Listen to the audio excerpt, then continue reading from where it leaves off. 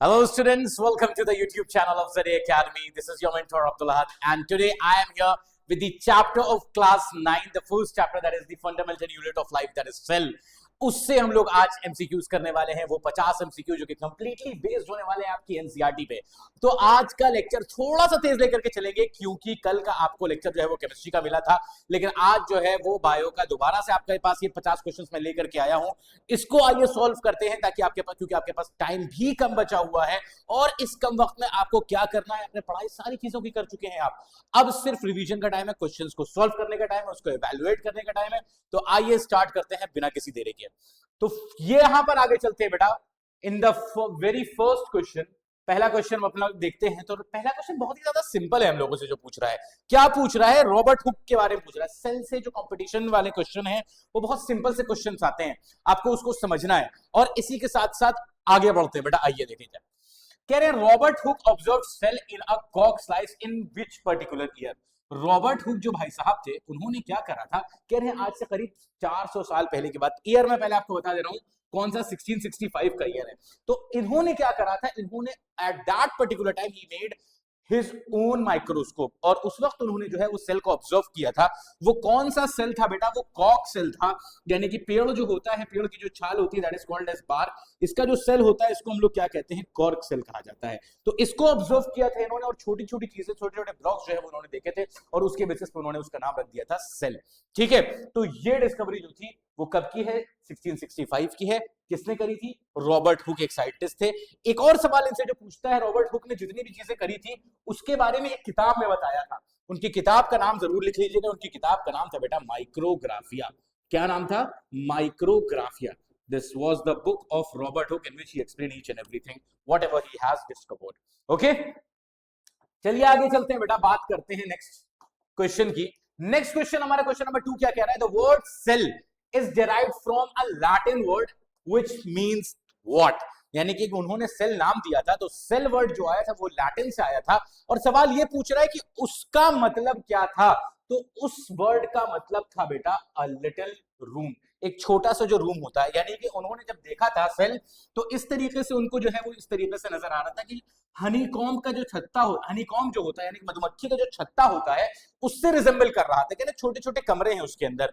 फिर उन्होंने देखा कि मतलब कि जो प्रिजन होता है उसको भी सेल कहा जाता है, उसमें भी छोटे छोटे कंपार्टमेंट्स होते हैं। वहां से उनके जहन में आया उस टाइम जो मोनास्ट्रीज होती थी जिसमें फादर एंड नन वगैरह रहा करते थे, उसको पोर्शन को भी सेल कहा जाता है। तो ये सारी चीजें अंदेशा उनको दे रही थी, तो इस वजह से उन्होंने ये नाम जो है वो सजेस्ट किया सेल, जिसका लैटिन में मतलब क्या होता है? अ लिटिल या फिर a small room. Okay, let's move forward for the next one. Question number 3 आपसे पूछ रहा है, कह रहे हैं कि who discovered the free living cells in the pond water, या फिर ये भी सवाल होता है who discovered the first living cell. सबसे पहला फर्स्ट लिविंग सेल जो है वो किसने डिस्कवर किया था? तो एक साइंटिस्ट थे जिनका नाम था ल्यूवेनहुक। ठीक है, इन्होंने, साइंटिस्ट ने जो है वो डिस्कवर किया था, पॉन्ड वाटर को लिया था, इन्होंने भी अपना माइक्रोस्कोप बनाया था। लेकिन डिफरेंस क्या है कि उन्होंने, जो रॉबर्ट हुक ने अपना माइक्रोस्कोप बनाया था वो कंपाउंड माइक्रोस्कोप था, यानी कि एक से ज्यादा लेंसेज प्रेजेंट थे। इनका जो था वो सिंपल माइक्रोस्कोप था, यानी कि सिर्फ एक सिंगल लेंस उसके अंदर मौजूद था। ठीक है, ल्यूवेनहुक का। Let's move forward for the next one.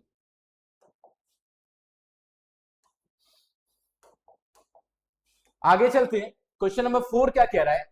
The term protoplasm, ये सवाल अक्सर आपसे जो है वो एनसीईआरटी 11th इंटर से पूछा गया है कि ये जो टर्म है प्रोटोप्लाज्म, बच्चों इन चारों ऑप्शन को देखिए कि ये टर्म प्रोटोप्लाज्म जो है वो किसने दिया है। तो ये term, this particular term has been given by Purkinje, और इन्होंने कहा था कि सेल का जो लिविंग कंटेंट होता है सर, यानी कि सेल वॉल और साइटोप्लाज्म के अंदर वाला जितना भी, सॉरी सेल मेम्ब्रेन और सेल साइटोप्लाज्म के अंदर वाला जितना भी मटेरियल होता है, all of them together will be termed as protoplasm, यानी कि cytoplasm plus organelle will be termed as protoplasm, यानी कि लिविंग कंटेंट के बारे में बताया था इन्होंने कि सेल का जो लिविंग कंटेंट होगा that will be termed as protoplasm, and this particular thing has been given by Purkinje.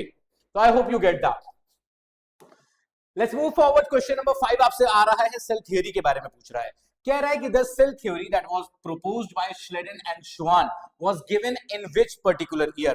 तो बेटा 1 साल के गैप पे इन्होंने दिया था, 38 में इन्होंने दिया था और 39 में इन्होंने दिया था। फर्क क्या है कि श्रीडन ने किस बारे में बोला था, प्लांट्स के बारे में स्टडी करी थी और प्लांट्स के बारे में बताया था, और इन्होंने एनिमल्स के बारे में शॉन ने स्टडी करी थी और एनिमल्स के बारे में बताया था। बताई इन्होंने वही चीजें, उन्होंने प्लांट के बारे में स्टडी करके कहा कि all the plants will be made up of cells. इन्होंने सेम चीज कही कि all the animals will be made up of cell. तो वो सेल थ्योरी का पहला पॉइंट बना कि all the plants and animal will be made up of cell, and cell is the basic unit of life. फिर Virchow ने आकर के जो है कुछ वक्त के बाद उसको मॉडिफाई किया था, जिसमें एक अलग सी लाइन जो ऐड करी थी, ओमनीसेलुलर यूनिसेलुलर। अभी हो सकता है उससे भी क्वेश्चन इसमें रहे, इसमें है जहां तक मुझे याद आ रहा है क्वेश्चन। ये देखिए यही वाली बात आ गई, अगला क्वेश्चन वही है। Who expanded the cell theory by suggesting that all cells arise from pre-existing cell?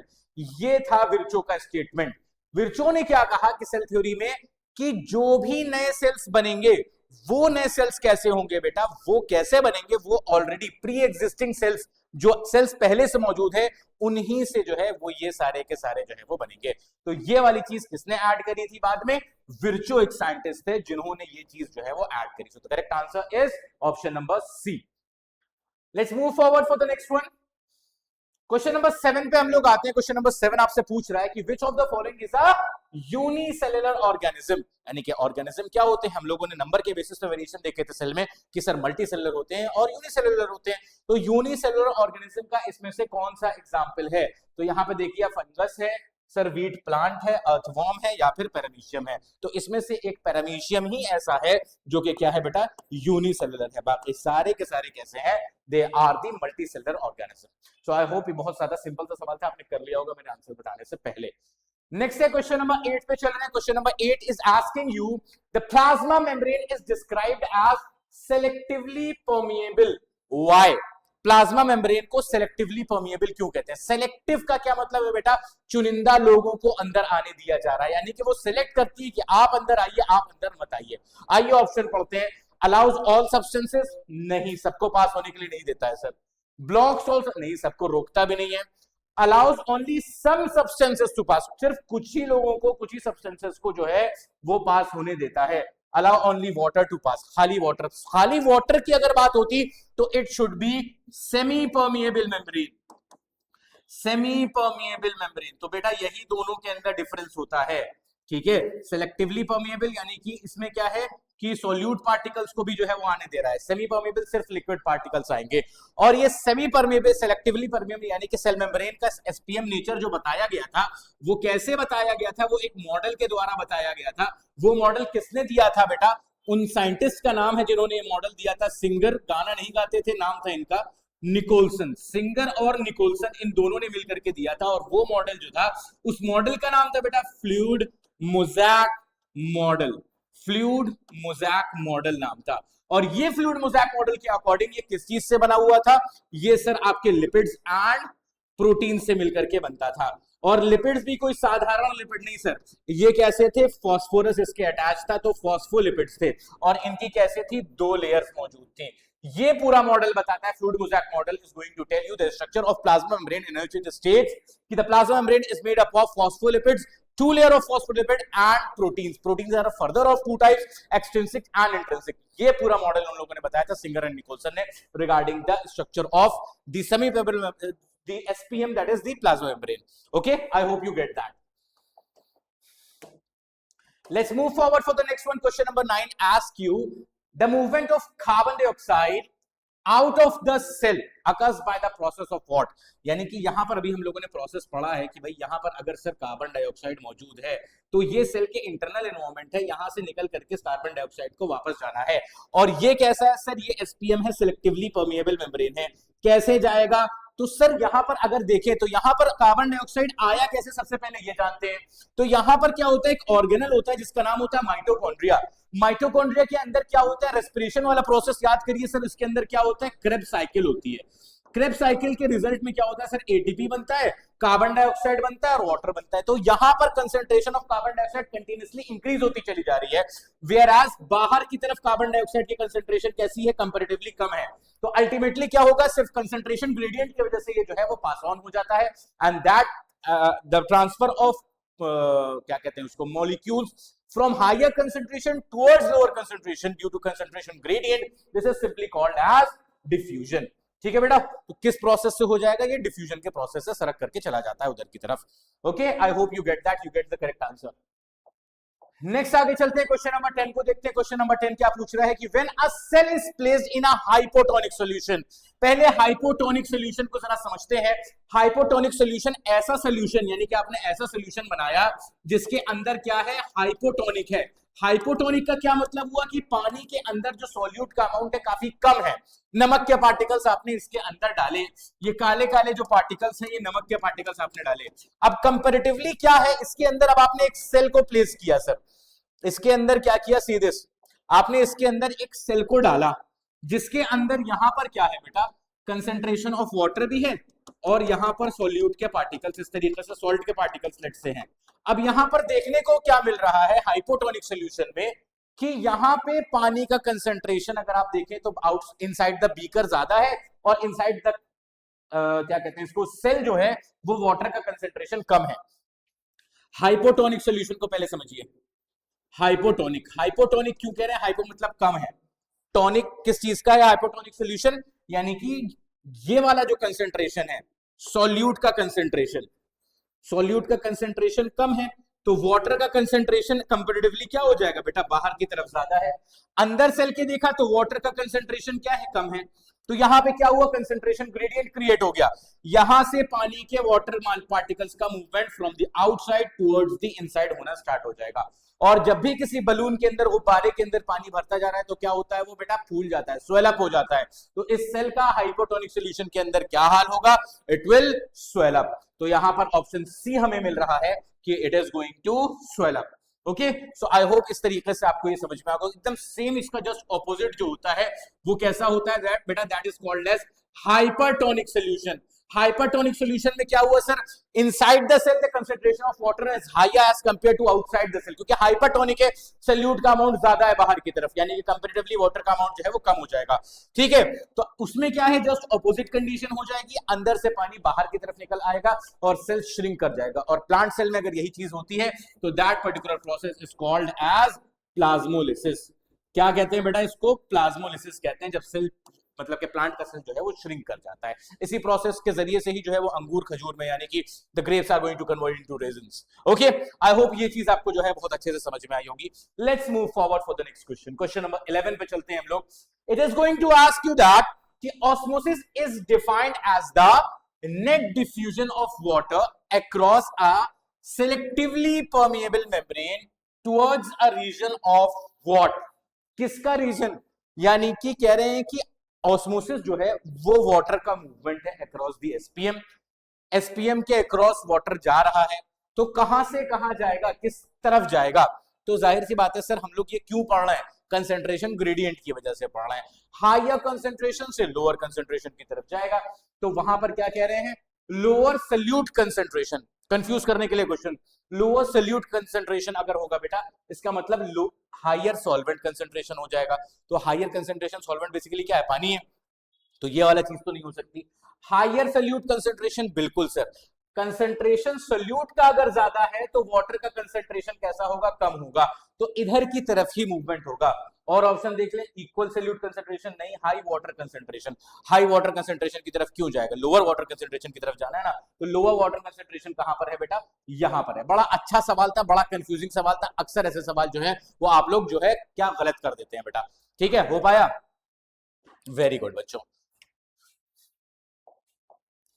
Next आगे चलते हैं क्वेश्चन नंबर 12 पे. Question number 12 is going to ask you when a plant cell loses water through osmosis and its content shrink away from the cell wall, this is called as what? अभी जो मैंने बताया है आपको वही question आ गया. यानी कि अब की बार प्लांट सेल को आपने ऐसे सोल्यूशन में रखा जो कि हाइपरटोनिक कंसेंट्रेशन था जिसका, यानी कि वाटर का अमाउंट जो है वो उसके अंदर कम था, सेल के अंदर ज्यादा था. तो सेल के अंदर से पानी निकल करके बीकर के अंदर चला गया और इसकी वजह से क्या हुआ? सेल श्रिंक कर गया. And this particular process is called as plasmolysis. जो अभी बताया बिल्कुल मैंने आपको 2 स्लाइड पहले, वो सारा सब वही सवाल जो है वो आपसे यहां पर पूछ लिया गया बच्चों.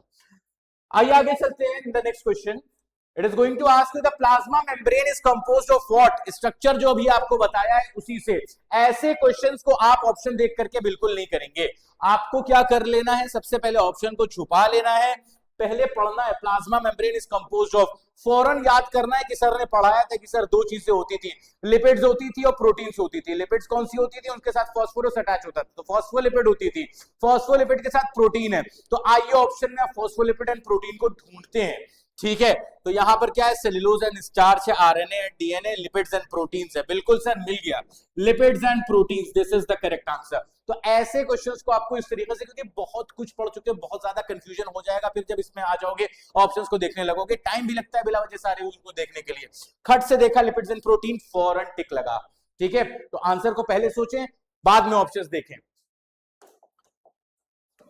आगे चलते हैं बेटा, क्वेश्चन नंबर 14 क्या पूछ रहा है आपसे, amoeba acquires its food through a process that is known as. Amoeba क्या करता है, अमीबा के सामने फूड रखा रहता है, वो इस तरीके से अपने सीडोपोडिया को फैलाता है और फूड को इस तरीके से करके एंगल्फ कर लेता है।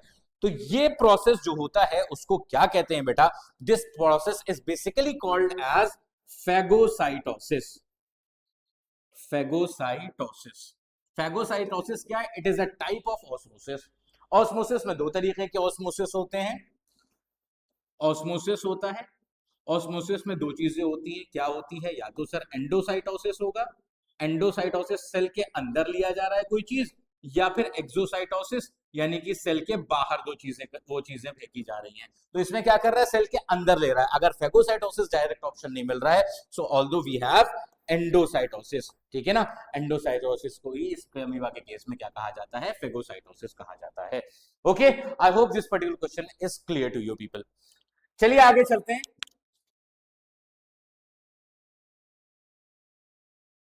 देखते हैं question number 15। Question number 15 is going to ask you the cell wall of plant cells is mainly composed of what. यानी कि हम लोगों ने क्या पढ़ा था कि सेल मेम्ब्रेन होती है, सेल मेम्ब्रेन के बाहर एक और लेयर होती है जिसको हम लोग सेल वॉल कहते हैं। अब ये सेल वॉल क्या होती है बेटा, एनिमल सेल के अंदर एब्सेंट रहती है, लेकिन प्लांट में, बैक्टीरिया में, फंजाई में, तीनों के अंदर जो है वो प्रेजेंट होती है, और तीनों के अंदर अलग अलग सब्सटेंस की बनी हुई होती है। तो प्लांट्स के अंदर पूछा गया है कि प्लांट की सेल वॉल जो होती है, आई एम सो सॉरी आगे बढ़ गया, प्लांट की जो सेल वॉल होती है वो किसकी बनी हुई होती है, तो प्लांट की cell wall is composed of बेटा मेनली सेलुलोज। ठीक है, नेक्स्ट इसको भी बता दूं मैं, फंगस की जो, फंजाई की जो होती है बेटा, ये काइटिन की बनी हुई होती है। और बैक्टीरिया की अगर बात करें, बैक्टीरिया की अगर बात करें तो पेप्टिडो ग्लाइकन की बनी हुई होती है, पेप्टिडोग्लाइकन। प्लांट्स की सेल वॉल सेलुलोज की बनी हुई होती है, फंगस की सेल वॉल आपकी काइटिन की बनी हुई होती है, बैक्टीरिया की सेल वॉल आपकी पेप्टिडोग्लाइकन की बनी हुई होती है। Make a note of it बेटा, बहुत ज्यादा इंपॉर्टेंट चीज है। आइए चलिए आगे चलते हैं क्वेश्चन नंबर 16 पे। क्वेश्चन नंबर 16 क्या कह रहा है, the cell wall lies, cell wall कहां लाई करती है। थोड़ा सा सोचा सर, ऑप्शन भी देख लेते हैं, पता तो आ गया है कि कहां पे करती है, सेल मेम्ब्रेन के बाहर की तरफ करती है, अभी समझ में आ गया। ऑप्शन को देख करके लगा दिया जाए, इनसाइड द प्लाज्मा मेम्ब्रेन, अंदर नहीं प्रेजेंट होती, आउटसाइड द प्लाज्मा मेम्ब्रेन, बिल्कुल सही सर, यही ऑप्शन हो जाएगा, है ना। कुछ सवाल बड़े ज्यादा सिंपल है, बहुत ज्यादा इंटरेस्टिंग भी नहीं है, एकदम आसान है बिल्कुल। आइए आगे चला जाए, क्वेश्चन नंबर 17 पे देखा जाए। Question number 17 is going to ask you, cell walls help plant cell to withstand hypotonic media without bursting. कह रहे हैं कि हाइपोटोनिक मीडियम में अगर आप नॉर्मल सेल को रखेंगे, एनिमल सेल को रखेंगे ना, तो वो बर्स्ट हो जाएगा। क्यों बर्स्ट हो जाएगा, यानी कि जब आपने हाइपोटोनिक सॉल्यूशन में उस सेल को रखा तो क्या होता है, ड्यू टू कंसेंट्रेशन ग्रेडियंट, पानी जो है वो उसके अंदर भरने लगेगा सेल के अंदर। अल्टीमेटली जब उसको कोई प्रोटेक्ट करने वाला नहीं है, बलून के अंदर आप पानी भरते जा रहे हो, तो एक टाइम के बाद क्या होता है, balloon is going to burst. तो इसी तरीके से एनिमल सेल आपका जो है वो बर्स्ट कर जाता है बेटा। लेकिन यहां पर क्या बता रहे हैं कि एनिमल सेल जो है बर्स्ट कर जा रहा है, लेकिन प्लांट सेल जो है वो बर्स्ट नहीं कर रहा है। क्यों, क्योंकि ये सेल वॉल जो है उनको प्रोटेक्ट कर रही होती है। किस तरीके से, सी दिस, ये सेल वॉल मौजूद है और इसके अंदर पानी जब भरता हुआ चला जा रहा है, तो ये क्या कर रहा है, ये ऐसे करके प्रेशर लगा रहा होता है, हर तरफ ये पानी जो है वो प्रेशर लगा रहा होता है, वैक्यूल जो है वो प्रेशर लगा रहा होता है। That pressure is called as turgor pressure. क्या कहलाता है बेटा, टगर प्रेशर कहलाता है। टर्गर प्रेशर, और इस टर्गर प्रेशर को सेल वॉल क्या करती है बेटा, काउंटर करती है, इसको अगेन काउंटर करती है। तो जिसकी वजह से क्या होता है, ये सेल जो है वो इसी तरीके से टर्जिड रहता है, वो बर्स्ट नहीं करता है। तो आइए अब ऑप्शन की तरफ चलते हैं। दे प्रिवेंट वाटर एंट्री, ऐसा कुछ नहीं है, वाटर की एंट्री को तो नहीं रोक रहा है। They exert equal and opposite pressure against the swollen cell, यानी कि जो सेल सूजता जा रहा है, भरता जा रहा है उसके पानी, वो जितना प्रेशर लगा रहा है उसके अगेंस्ट उतना ही इक्वल प्रेशर लगा रहा है। न्यूटन का थर्ड लॉ जानता है बेटा ये, ठीक है, तो वही चीज कर रहा है। तो I hope you get that. Next आगे चलते हैं बच्चों, क्वेश्चन नंबर 18 पढ़ते हैं। क्वेश्चन नंबर 18 क्या कह रहा है, न्यूक्लियस किसने डिस्कवर किया था? सिंपल सी बात है सर, ये तो बहुत अच्छे से याद किया था। रॉबर्ट हुक ने क्या करा था सर, उन्होंने सेल डिस्कवर किया था। रॉबर्ट ब्राउन ने क्या करा था, उन्होंने sir nucleus is covered by, अच्छा कवर्ड है, सॉरी मुझे लगा डिस्कवर्ड बाय। डिस्कवर अगर याद करें तो रॉबर्ट ब्राउन ने जो है वो किया था, रॉबर्ट हुक ने न्यूक्लियस सेल डिस्कवर किया था, और इन्होंने मतलब रॉबर्ट ब्राउन ने क्या करा था, न्यूक्लियस डिस्कवर करा था। मैंने डिस्कवर पढ़ लिया, कवर्ड बाय पूछना था। The nucleus is covered by what, nuclear is covered by nuclear membrane. Sir ये सेल होता है, सेल है, सेल वॉल मान लो, ये सेल वॉल हो गई, सेल मेम्ब्रेन हो गई, साइटोप्लाज्म न्यूक्लियस है, और ये न्यूक्लियर मेम्ब्रेन, इस तरीके से डबल लेयर की न्यूक्लियर मेम्ब्रेन प्रेजेंट होती है। न्यूक्लियर मेम्ब्रेन, ये तो एसपीएम होती है बेटा, ये तो एसपीएम होती है सेल मेम्ब्रेन, लेकिन ये एसपीएम नहीं होती है। इस वजह से क्या होता है कि ये पोरस होती है, इसके अंदर छोटे छोटे पोर्स प्रेजेंट होते हैं न्यूक्लियर मेम्ब्रेन के अंदर, ताकि साइटोप्लाज्म और न्यूक्लियोप्लाज्म के बीच में एक्सचेंज हो सके। आइए क्वेश्चन ऑप्शन देखते हैं क्या कह रहा है, सिंगल लेयर, नहीं सर डबल लेयर, बिल्कुल ठीक है। कैसी लेयर होती है भैया, बहुत मेन ऑर्गेनल है सर डबल लेयर। आप जरूर याद करके जाइएगा कौन कौन से ऐसे ऑर्गेनल हैं जिनके अंदर सिंगल लेयर होती है, कौन कौन से ऐसे ऑर्गेनल है जिनके ऊपर डबल लेयर होती है। तो ठीक है, ये दिस इज वेरी इंपॉर्टेंट, इससे सवाल आ जाता है। आगे चलते हैं, question number 19 is going to ask you chromosomes are composed of। अब ये क्रोमोसोम्स किस चीज के बने होते हैं, कल की क्लास में याद करिए, मैंने उसमें भी बताया था आपको कि सेल होते हैं, सेल का मेन पार्ट होता है sir that is called as nucleus, और न्यूक्लियस के अंदर प्रेजेंट होते हैं क्रोमोसोम्स, और क्रोमोसोम्स जो बने हुए होते हैं वो किसके बने हुए होते हैं sir, DNA as well as proteins के। और ये डीएनए एंड प्रोटीन का एक सेगमेंट होता है जिसको हम कहते हैं जीन, और जीन बनाता है आपकी फर्दर प्रोटीन, और ये प्रोटीन आपकी बॉडी को देते हैं कैरेक्टरिस्टिक्स। ये पूरी दास्तां आपको पढ़ाई थी मैंने। तो यहां पर क्रोमोसोम के बारे में ही पूछा जा रहा है, क्रोमोसोम किसके बने हैं, डीएनए एंड प्रोटीन के बने हैं। कुछ नहीं करना है, ढूंढ लेना है बस, आरएनए और लिपिड्स नहीं, डीएनए एंड प्रोटीन, ये रहा सर, मिल गया आंसर। आंसर आपको पहले से पता है, आपने आंसर ऑप्शन में ढूंढा है बेटा, इस तरीके की स्ट्रेटजी जो है वो अपनानी है। Okay let's move forward for the next one, question number 20 पे चलते हैं हम लोग। फंक्शनल सेगमेंट अभी बता दिया सर, अभी तो आपने पिछले क्वेश्चन में पिछली स्लाइड में बता दिया, पूरी जो दास्तां लिखी कि डीएनए का फंक्शनल सेगमेंट क्या होता है सर, जीन्स होते हैं, और यही जीन्स इनहेरिटेंस के काम आते हैं, कैरेक्टर्स को ट्रांसफर करते हैं from parents to the offsprings.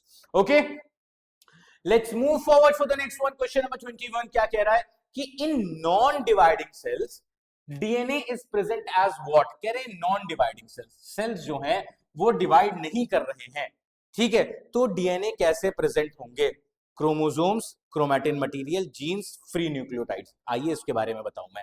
ये न्यूक्लियस आपका मौजूद है, जब सेल डिवाइड नहीं हो रहा होता है तो यहां पर क्या कंडीशन होती है, काला सा पार्ट प्रेजेंट होता है, गोल सा एकदम सर्कुलर पार्ट, जिसका नाम क्या होता है बेटा, this is called as nucleolus, and nucleolus is the ribosome factory of ribosome. इसके अंदर राइबोसोम का स्ट्रक्चर, राइबोसोम का जो है बनता रहता है, और यहाँ पे थ्रेड लाइक स्ट्रक्चर्स आपको मिलते हैं। These thread like structures they are called as chromatin material या फिर क्रोमैटिन फाइबर। अब at the time of cell division क्या होता है, ये क्रोमैटिन फाइबर क्या करते हैं, एक पर्टिकुलर शेप ले लेते हैं और कुछ ऐसा शेप बना लेते हैं जिसको आप क्रोमोसोम्स के नाम से जानते हैं, ठीक है। तो यहां पर यही पूछ रहा है कि अगर नॉन डिवाइडिंग सेल की कंडीशन है, वो डिवाइड नहीं कर रहा है, तो क्या होगा, डीएनए कैसे मौजूद होगा, क्रोमैटिन मटेरियल के फॉर्म में होगा। क्यों, क्योंकि क्रोमोसोम्स और क्रोमैटिन मटेरियल एक ही बात है, डिवाइडिंग के टाइम पे इसने ले लिया, और ultimately it is made up of DNA and protein. Okay so I hope आपको ये वाली बात, ये क्वेश्चन समझ में आ गया होगा। Let's move forward for the next one, question number 22 देखते हैं। क्वेश्चन नंबर 22 आपसे क्या पूछ रहा है, कह रहा है कि organisms whose cells lack a nuclear membrane are called, गरीब कहते हैं उन्हें, यानी कि बेचारों के पास न्यूक्लियर मेम्ब्रेन ही नहीं है, जो न्यूक्लियर मटेरियल है वो कहां पड़ा हुआ है सर, ऐसी साइटोप्लाज्म में पड़ा हुआ है। तो ऐसे कौन से बेचारे गरीब होते हैं सर, पुराने सेल्स। Prokaryotic cells. इस तरीके से सेल है, जो मटेरियल है वो इसी तरीके से ऐसे ही साइटोप्लाज्म में पड़ा हुआ है। और ठीक है, और ऐसे मटेरियल को इसको क्या कहा जाता है, इसको बल्कि मैंने सोचा कि आपसे पूछ लूं, फिर मैंने लिख दिया तो लिख ही देता हूं, न्यूक्लियोइड कहा जाता है बेटा प्रोकैरियोट्स में, जैसे कि बैक्टीरिया जिनका एग्जांपल हो गया। ओके, आगे चलते हैं, next move forward for the question number 23, the undefined nuclear region. अरे भैया, अगला सवाल वही पूछ लिया जो मैंने पिछले में आपको बता दिया। क्या कहता है सर, जो अनडिफाइंड न्यूक्लियर रीजन है प्रोकैरियोटिक सेल में, उसे क्या कह रहे हैं सर, सिंपल सा न्यूक्लियोइड कह दिया। अब एक्स्ट्रा इंफॉर्मेशन नहीं दूंगा, अगला सवाल उसी से आ जा रहा है आप लोगों का। ठीक है, तो चलिए आगे चलते हैं क्वेश्चन नंबर 24 पे। क्वेश्चन नंबर 24 क्या पूछ रहा है आपसे कि which of the following is true about prokaryotic cell. अब ऐसे क्वेश्चन आ रहे हैं तो जाहिर सी बात है ऑप्शंस पढ़ने ही पड़ेंगे। आइए देखते हैं क्या चीज सत्य है इसके बारे में। कह रहे हैं they have membrane bound organelles. Sir बहुत गरीब होते हैं, इनके बच्चे जो होते हैं मेम्ब्रेन ऑर्गेनल्स जो होते हैं उनके पास मेम्ब्रेन नहीं होती है। ठीक है, तो गलत बात कर रहे हैं। क्या कह रहे हैं, they have a well defined nucleus. अभी तो देखा है कि वेल डिफाइंड न्यूक्लियस नहीं होता है। They lack nuclear membrane. बिल्कुल सर, उनके पास न्यूक्लियर मेम्ब्रेन की कमी होती है। They have more than one chromosome. ऐसा भी नहीं होता है, बेचारे इतने गरीब होते हैं कि एफडी नहीं कर पाते।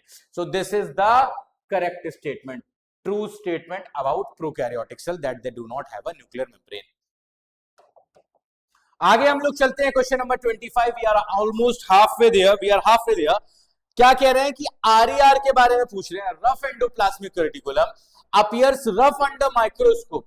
क्यों सर, बचपन से याद है क्यों, क्योंकि उनके ऊपर पिंपल हो जाते हैं। उन पिंपल का नाम होता है राइबोसोम्स। ठीक है, यही वो राइबोसोम्स हैं जो क्या बनाते हैं बेटा, प्रोटीन्स बनाते हैं।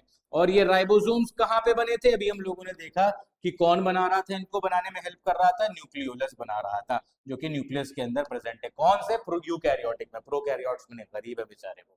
ठीक है, तो राइबोसोम्स उसके ऊपर आरईआर के ऊपर प्रेजेंट होते हैं, रफ इसीलिए उसका टेक्सचर हो जाता है, नजर आता है।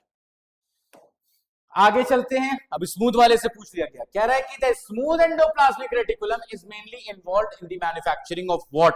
तो ये क्या करता है बेटा, ये लिपिड मॉलिक्यूल्स बनाता है, यानी कि फैट मॉलिक्यूल्स बनाता है।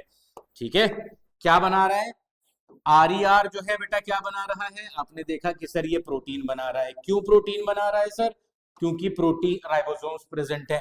अभी हम लोगों ने ये देख लिया कि एसईआर जो है वो क्या बना रहा है सर, ये जो है वो लिपिड्स बना रहे हैं। और हम लोगों ने अभी एक स्ट्रक्चर पढ़ा था जो कि किस चीज से मिलकर के बनता है सर, प्रोटीन एंड लिपिड से मिलकर के बनता है। और वो स्ट्रक्चर क्या है सर, आपका सेल मेम्ब्रेन है। तो ये दोनों यानी कि पूरा एंडोप्लाज्मिक रेटिकुलम और इनके दोनों पार्ट, रफ और स्मूथ वाले पार्ट क्या बनाते हैं, आपका सेल मेम्ब्रेन या फिर प्लाज्मा मेम्ब्रेन भी बनाते हैं। And the making process is called as membrane biogenesis. क्या कहते हैं बेटा इसको, this is called as membrane biogenesis. Okay, ये बहुत ज्यादा इंपॉर्टेंट बात हो गई इसकी एंडोप्लाज्मिक रेटिकुलम के बारे में। Let's move forward for the next one, question number 27 देखते हैं। The process of building of the cell membrane. मैंने सोचा था कि अभी आगे नहीं बताऊंगा क्योंकि अगला सवाल देखिए उसी से फिर से आ गया। The process of building of cell membrane using proteins and lipids from endoplasmic reticulum, this is called as membrane biogenesis. इस प्रोसेस को क्या कहते हैं, मेम्ब्रेन बायोजेनेसिस कहते हैं। क्या करें, आदत से मजबूर है भैया, तुम लोग बता देते हैं आगे का। बहरहाल इंफॉर्मेशन जाए तो पूरी जाए ना। क्वेश्चन नंबर 28, आगे आते हैं। Which organelle is responsible for packaging and dispatching material synthesized near ER to various targets? ये क्या होता है, एक ऑर्गेनल होता है जो कि दुकानदार की तरह काम करता है। ये क्या करता है, आपको चीजों को पैक करके पॉलिथीन में उठा करके दे देता है या फिर उनको थोड़ा सा मॉडिफाई करके दे देता है। तो ER के पास जितनी भी चीजें बनती हैं वहां पर मौजूद होता है जिसको हम लोग कहते हैं गोल्जाई अपरेटस। ये गोल्जाई अपरेटस क्या करता है बेटा, पैकेजिंग और डिस्पैचिंग का काम करता है। एक बहुत इंपॉर्टेंट बात इसकी और बताएं हम कि ये जो भाई साहब हैं लाइसोसोम्स, जिनको सुसाइडल बैग कहा जाता है, इनके प्रोडक्शन के लिए भी ये वर्क करता है। सहयोग इनका भी होता है गोल्जाई अपरेटस का, इनको लाइसोसोम्स बनाने के लिए। एक और बहुत ज्यादा खास बात इसकी क्या होती है कि आपके पास जो डाइजेस्टिव सिस्टम होता है वो क्या काम कर रहा होता है सर, कॉम्प्लेक्स सब्सटेंसेस को सिंपल सब्सटेंसेस में कन्वर्ट कर देता है। लेकिन ये क्या करता है, गोल्जाई अपरेटस एक ऐसा काम करता है जो कि पूरा अगेंस्ट होता है, यानी कि सिंपल शुगर को मिलाता है और सिंपल शुगर से जो है क्या बनाता है बेटा, कॉम्प्लेक्स शुगर बना देता है। और ये सवाल जो है आपका 11th एंट्रेंस में पूछा हुआ सवाल है कि which organelle is responsible for the making of complex sugar from simple sugar. ठीक है, तो Golgi apparatus is responsible for that. It is very important question as it has been already came in the 11th entrance. Let's move forward for the next one. Question number 29. We have lysosomes are filled with what? Lysosomes किस चीज से भरे हुए होते हैं? तो आपको फौरन याद आना चाहिए कि लाइसोसोम्स का काम क्या होता है बेटा। सेल के अंदर कोई अगर फॉरेन पार्टिकल आ जाता है तो उसको क्या करता है, ये डाइजेस्ट कर देता है, खत्म कर देता है। कभी कभार पूरा सेल अगर खराब हो गया तो ये लाइसोसोम बर्स्ट कर जाता है और पूरे पूरे सेल को ही मार डालता है। उसके डाइजेस्टिव एंजाइम्स ऐसे होते हैं। ठीक है, तो यहां पर सवाल क्या पूछा जा रहा है, ये ऑप्शन देख लिया जाए, एटीपी, क्लोरोफिल, डाइजेस्टिव एंजाइम्स। ये डाइजेस्टिव एंजाइम्स कौन से होते हैं बेटा? बेसिकली इनको क्या कहा जाता है, हाइड्रोलिटिक एंजाइम कहा जाता है। हाइड्रोलिटिक एंजाइम, जिसका नाम क्या होता है इस हाइड्रोलिटिक एंजाइम का, that is called as hydrolase. Hydrolase नाम होता है उस पर्टिकुलर एंजाइम का। ये वाला सवाल भी आपका 11th एंट्रेंस के पीवाईक्यू में आपको मिलेगा कि लाइसोसोम के जो एंजाइम होता है उसका नाम क्या है, इधर दिस ऑप्शन या विद दिस ऑप्शन, इन दोनों में से मिलेगा। Let's move forward for the next one. Question number 30 पे हम लोग चलते हैं कि पूछ रहा है why are lysosomes called as suicide bags of the cell. तो क्या होता है, अभी हम लोगों ने बात करी कि भैया क्या है कि सेल के अलग अलग ऑर्गेनल को आकर के इन्फेक्ट कर दिया किसी पैथोजन ने। तो अब क्या हुआ, सेल इज बियॉन्ड रिपेयर, वो रिपेयर नहीं हो सकता, तो लाइसोसोम बर्स्ट कर जाता है। अब बर्स्ट करने की वजह से उसने अपने आप को तो मार लिया, अब बर्स्ट करने की वजह से हुआ क्या, सुसाइड कर लिया, इसलिए सुसाइडल बैग। बर्स्ट करने की वजह से हुआ कि ये जो हाइड्रोलिटिक एंजाइम यानी कि डाइजेस्टिव एंजाइम जो रिलीज हुआ, ये एंजाइम आपके पूरे सेल को डाइजेस्ट कर देता है और आपकी बॉडी को जो है वो बचा लेता है। तो इसी वजह से इसको जो है वो कहते हैं, यहां पर बड़ा सा आंसर लिखा है, during cell damage they burst and their enzymes digest the cell itself, that's why it is called as suicide bag। ठीक है, खुद को मार करके सेल को भी मार देता है और बॉडी को बचा लेता है। नेक्स्ट आगे चलते हैं क्वेश्चन नंबर 31 पे। क्वेश्चन नंबर 31 पूछ रहा है आपसे कि mitochondria are known as power house of the cell. Why? Sir ATP बनाता है, एनर्जी बनाता है, रेस्पिरेशन का प्रोसेस वही होता है, बचपन से पढ़ते हुए आ रहे हैं। क्या कर रहा है, मैन्युफैक्चर प्रोटीन थोड़ी ना बनाता है, release energy in the form of ATP. ये तो सर बिल्कुल सिंपल सा सवाल था, power house of the cell इसी वजह से कहा जा रहा है। आइए आगे बढ़ते हैं, क्वेश्चन नंबर 32 देखते हैं। क्वेश्चन नंबर 32 पूछ रहा है आपसे कि एटीपी स्टैंड्स फॉर व्हाट। तो एटीपी स्टैंड्स फॉर बेटा एडेनोसिन ट्राइफॉस्फेट। ऑप्शन का है एडेनोसिन ट्राइप्रोटीन लिखा हुआ है, adenosine triphosphate, this is the correct answer. आगे चलते हैं question number 33। Mitochondria are unique organelle because. Mitochondria को यूनिक ऑर्गेनल क्यों कहा जा रहा है, आइए ऑप्शन देखते हैं। कई रीजन है उसको यूनिक कहने के लिए। कह रहे हैं are found only in plant cell, नहीं सर एनिमल के अंदर भी होता है। Are not enclosed by a membrane, sir गलत बात, दो मेम्ब्रेन होती है इसकी। Have their own DNA and ribosome, बहुत ज्यादा इंपॉर्टेंट सवाल है बेटा, 11th एंट्रेंस में पूछा हुआ है पहले भी। दो मटेरियल न्यूक्लियस के अलावा, भाई न्यूक्लियस तो ब्रेन ऑफ द सेल है, लेकिन उसके अलावा दो चीजें ऐसी होती हैं जिसमें से एक माइटोकॉन्ड्रिया है, दूसरा जो है आपके प्लास्टिड्स होते हैं। ये दोनों के पास अपना खुद का डीएनए और अपना खुद का क्या होता है बेटा, राइबोसोम्स होते हैं। अब इसकी वजह से क्या होता है, they can synthesize their own protein, they are not completely depend upon the nucleus for that. इसी वजह से इनको सेल्फ ऑटोनॉमस, सेमी ऑटोनॉमस भी कहा जाता है या सेल्फ डिपेंडेंट ऑर्गेनल्स भी कहा जाता है। और यही चीज इन दोनों ऑर्गेनल को यूनिक भी बनाती है। क्यों? क्योंकि इनके पास अपने खुद के डीएनए और राइबोसोम होते हैं, सिर्फ और सिर्फ। बहुत ज्यादा इंपॉर्टेंट पॉइंट है बेटा, पूछा हुआ है पीवाईक्यू में, तो इसको जरूर आप लिखिएगा अपने पास। आगे चलते हैं, question number 34 is going to ask you regarding plastids are found only in. Plastid एक ऐसी चीजें होती है जो कि सिर्फ किस में मिलती है बेटा, प्लांट सेल के अंदर मौजूद होती है। ठीक है, प्लांट सेल को क्या करती है, अलग अलग कलर प्रोवाइड करती है। ये प्लास्टिड्स के बारे में भी थोड़ा सा बता देता हूं मैं। फिर तीन तरीके की होती है, क्लोरोप्लास्ट, क्रोमोप्लास्ट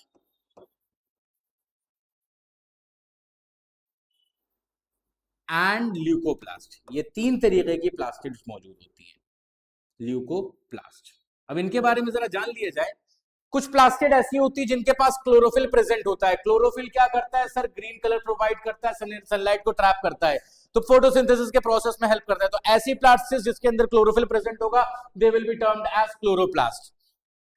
क्रोमोप्लास्ट दूसरा आता है, यानी कि ये वो प्लास्टिड्स होती है जो कि क्या कहते हैं, अलग अलग कलर देते हैं। जैसे यहाँ पे क्लोरोफिल है तो इसके अंदर ज़ैंथोफिल वगैरह मौजूद होता है, ठीक है। वो क्या करता है, वो अलग कलर, पता चला red and yellow colour provide करता है। Xanthophyll basically yellow colour provide करता है। कुछ और चीजें प्रेजेंट हैं, वो रेड कलर प्रोवाइड कर रही है, ब्रिंजल का पर्पल कलर प्रोवाइड कर रही है।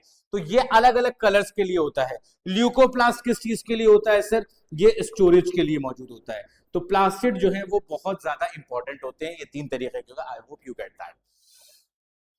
Let's move forward for the next one. Question number 35 is going to ask you कि क्लोरोप्लास्ट एंड क्रोमोप्लास्ट, अच्छा, कंटेनिंग द पिगमेंट, दोनों के अंदर, क्लोरोप्लास्ट के अंदर और क्रोमोप्लास्ट के अंदर कौन सा पिगमेंट होता है? तो हम लोगों ने अभी क्या पढ़ा कि सर क्लोरोप्लास्ट के अंदर क्या प्रेजेंट है? क्लोरोफिल प्रेजेंट है।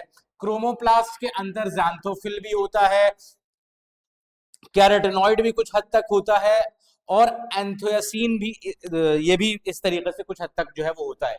लेकिन ये चीज क्या पूछा गया, क्लोरोप्लास्ट के अंदर इन तीनों में से कोई भी चीज जो है वो नहीं होती है, ठीक है।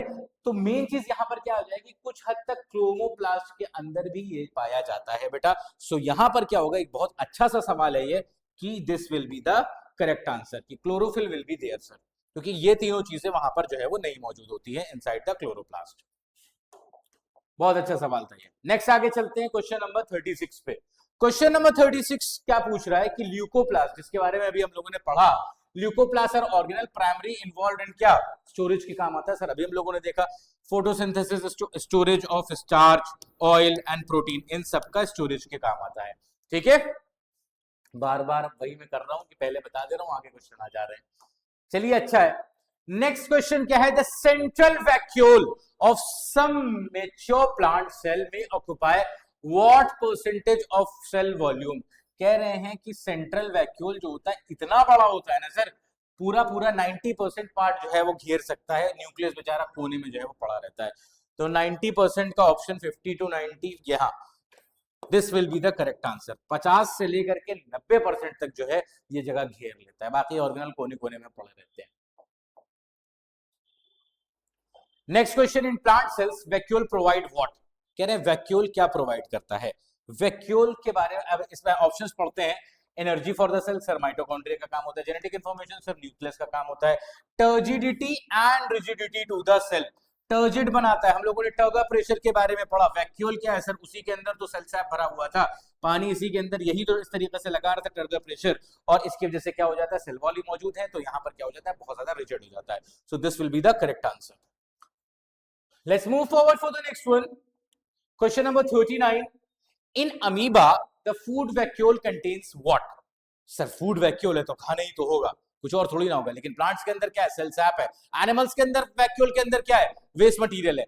लेकिन अमीबा में नाम ही ले लिया फूड वैक्यूल, तो फूड वैक्यूल के अंदर क्या होगा सर, फूड ही तो होगा। सेल सैप है, डीएनए मटेरियल, डाइजेस्टिव एंजाइम, अच्छा इधर है फूड आइटम्स, ठीक है। So this will be the correct answer, food items होंगे सर उसके अंदर। Next is question number 40. Question number 40 is going to ask you which of the following organelles contain their own genetic material? अभी मैंने बताया है आपको, आपको साफ साफ ऑप्शन में दिख जाएगा कि सर आपने क्या बताया था, mitochondria and plastids. These are the two organelles that have their own DNA as well as ribosome, ठीक है। नेक्स्ट आगे चलते हैं बेटा क्वेश्चन नंबर 41 पे। बहुत अच्छे से, बहुत इजी सवाल है इसके, इसलिए हम लोग पढ़ते जा रहे हैं। Proteins are synthesized inside the cell at what? Proteins कौन बनाता है सर? फौरन याद कर लिया, प्रोटीन राइबोसोम्स बनाते हैं, ठीक है। तो ribosomes are the correct answer. Let's move forward for the next one. Question number 42 क्या पूछ रहा है आपसे? Which of the following is the correct size range for prokaryotic cell? पूरे पुराने सेल्स जो होते थे सर वो छोटे होते थे as compared to the modern eukaryotic cells. तो इसमें क्या है, उनकी रेंज दे रखी है सर 1 to 10 माइक्रोमीटर, 5 to 100। ये 5 to 100 यूकैरियोटिक की रेंज है, और ये चीज जो है आपकी ये किसकी रेंज है बेटा? This is the correct range of prokaryotic cells. तो इतने छोटे होते हैं ये। और स्मॉलेस्ट प्रोकैरियोटिक सेल मैंने आपको बताया भी था पहले भी। मुझे बताइए आप कि कौन सा जो है वो स्मॉलेस्ट प्रोकैरियोटिक सेल होता है। मुझे कमेंट बॉक्स में आप लोग बताइए कि कौन सा होता है। I will wait for your answer. Question number 43 पे देखते हैं। क्वेश्चन नंबर 43 क्या कह रहा है? The process of cell division in which the daughter cells have the same number of chromosomes as the mother cells is called as. यहां पर reproduction में भी हम लोगों ने पढ़ा था, सेल डिवीजन में भी पढ़ा है कि एक ऐसा प्रोसेस जिसमें क्या है सर कि नंबर ऑफ क्रोमोसोम्स कितने हैं, डिप्लॉयड वाली कंडीशन है। और डॉटर सेल्स जो बन रहे हैं ये भी कैसे बन रहे हैं सर? डिप्लॉयड कंडीशन ही है अगर ऐसी वाली, तो इस पर्टिकुलर प्रोसेस को हम लोग क्या कहेंगे? So this is called as mitosis. अगर यही रिडक्शनल डिवीजन होता और नंबर ऑफ क्रोमोसोम्स हैप्लॉइड हो जाते, so that will be termed as meiosis. Okay, next आगे चलते हैं। Question number 44 is going to ask you meiosis result in the formation of how many daughter cells. Meiosis, एक meiosis जब होता है तो कितने डॉटर सेल्स बनते हैं? ये फिर उसी से आगे हम लोगों ने डिफरेंशिएट किया था बेटा। तो एक सिंगल सेल से 4 सेल बनते हैं, ठीक है। यानी कि 46 क्रोमोसोम इस तरीके से है, 23 यहाँ पर इस तरीके से ये आ जाते थे। माइटोसिस से क्या होता था कि एक ही जैसे बने, 46 ये भी बनेंगे तो 2 सेल बनकर हो जाते हैं। यहाँ पर एक दूसरा प्रोजेनी है, यहाँ पर 23 ये भी आए, फिर फर्दर इनका फ्यूजन हो जाता है और फ्यूजन के बाद क्या बनता है बेटा? 4 डॉटर सेल्स टोटल बनकर के आते हैं। ओके, तो this is how this is going to happen. Next question number 45 again from meiosis. In meiosis, the chromosome number of daughter cell is what? Sir आधे हो जाते हैं, वही चीज तो वही बात करी है। Same as the mother cell. Double भी नहीं होता है सर, सेम भी नहीं होता है, half that of mother cell.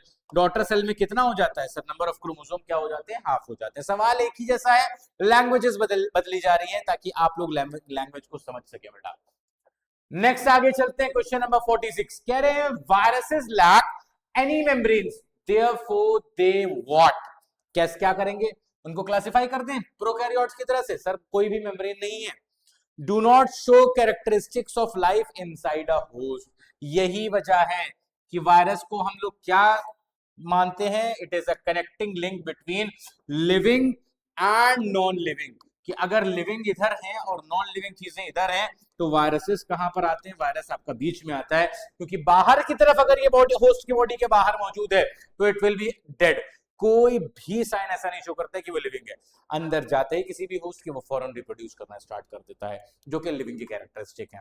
Okay, so virus के मेम्ब्रेन नहीं होती है, इसी वजह से ये कोई शो कैरेक्टरिस्टिक शो नहीं करते हैं। बाहर होस्ट के हैं, अंदर जाते ही जो है वो ये एक्टिव हो जाते हैं। Okay, let's move to the next question. Question number 47. In smooth endoplasmic reticulum of liver cell of vertebrates, a crucial function performed is what? यानी कि जो लिवर होता है आपका, लिवर के अंदर जो सेल होता है और उस सेल के अंदर जो स्मूथ एंडोप्लाज्मिक रेटिकुलम होती है वो एक बहुत खास बात करती है, that is called as detoxification. Detoxification क्या होता है? जब आपकी बॉडी के अंदर काफी ज्यादा ड्रग होती है या फिर पॉइजन को कंज्यूम कर लेते हैं, कहीं जहर होता है, तो उससे लड़ने के लिए जो काम आता है that is called as detoxification. तो यहां पर ये इसका बहुत बड़ा रोल रहता है। तो यहां पर क्या है? Detoxification of poisons and drugs. ये इसके लिए स्मूथ एंडोप्लाज्मिक रेटिकुलम किस चीज का? लिवर का ये रिस्पॉन्सिबल होता है इस पर्टिकुलर प्रोसेस के लिए। Okay, let's move forward for the next one. Question number 48 is going to ask you the internal folded membrane system of mitochondria increases the surface area for what? Sir, for ATP synthesis और क्या काम कर रहा है? Ribosome attachment नहीं, APT generation, chemical reactions, यही तो कर रहा है। यानी कि ये बाहर की तरफ एक मेम्ब्रेन होती है और अंदर वाली मेम्ब्रेन इसकी इस तरीके से ऐसे करके घूमी हुई रहती है, मुड़ी मुड़ी सी होती है। क्यों होती है? ताकि सरफेस एरिया बढ़ जाए। सरफेस एरिया क्यों बढ़ जाए? ताकि ये रिएक्शन को ज्यादा जगह मिल पाए, दैट्स ऑल। नेक्स्ट आगे क्वेश्चन नंबर 49 को देखते हैं। Second last question we have here, which solution causes a cell to neither swell nor shrink? वो कौन सा सॉल्यूशन होगा जिसमें सेल ना ही सिकुड़ेगा और ना ही फूलेगा? तो ऐसे सॉल्यूशन क्या होता है sir? That is called as isotonic solution. तो the correct answer is isotonic solution, यानी कि एक ऐसा कंसंट्रेटेड सॉल्यूशन है जिसमें सेल के अंदर का जो कंसंट्रेशन और बाहर का यानी कि बीकर वाला कंसंट्रेशन बराबर है। तो पानी का मूवमेंट होता है, यानी कि पानी जितना अमाउंट ऑफ वाटर यहाँ पर आया उतना ही अमाउंट ऑफ वाटर यहाँ से रिप्लेस भी हो जाता है, ठीक है। लेकिन इसकी वजह से जो नेट मूवमेंट होता है वो क्या हो जाता है, हमारा जीरो हो जाता है, जितना आया उतना निकल गया। ऐसा नहीं कि आ नहीं रहा है जा नहीं रहा है, आ भी रहा है और उतना ही निकल भी जा रहा है, तो नेट मूवमेंट जीरो हो जाता है। इस ऐसे सोल्यूशन को हम क्या कहते हैं, आइसोटोनिक सोल्यूशन कहते हैं। Let's move forward for the last question. कह रहे Robert Brown discovered the nucleus in a cell in the year. किस ईयर में किया था रॉबर्ट ब्राउन ने, ठीक है। रॉबर्ट ब्राउन से पूछा जा रहा है कि सॉरी इस क्वेश्चन में पूछा जा रहा है कि न्यूक्लियस की जो डिस्कवरी हुई थी वो रॉबर्ट ब्राउन ने किस ईयर में करी थी बेटा। सो इट वाज इन 1831, ठीक है। 1831 में ये डिस्कवरी जो है वो करी थी। So this is all about today's lecture. I am done here. This is the answer key if you want to match, if you need this particular PPT you can message us on our WhatsApp number, let me write it for you people. या किसी भी चीज की आपको PPT चाहिए या inquiry चाहिए या किसी भी चीज के लिए, so you can directly contact on +91 766 81 33310। इस नंबर पे आप कांटेक्ट करके जो भी आपकी इंक्वायरी है, डिटेल चाहिए किसी भी चीज की, ये पीपीटी चाहिए या कुछ डाउट है, you can talk with us, you can connect with us. और सबसे मेन इंपॉर्टेंट चीज कि एक बैच तो 20th में हो चुका है और 27th में अब आपके पास वक्त ज्यादा नहीं बचा हुआ है। The second batch is going to start from 27th for 9th as well as 10th regular. So enroll करवाइए अपने सारे जान पहचान वालों को, ताकि वो भी इस तरीके से जो है वो पढ़ सकें आपकी तरह और कामयाब हो सकें। Thank you so much. मिलते हैं नेक्स्ट क्लास में हम लोग, नेक्स्ट लेक्चर में नेक्स्ट सेट ऑफ क्वेश्चन के साथ। तब तक के लिए गुड नाइट, अल्लाह हाफिज, शबा।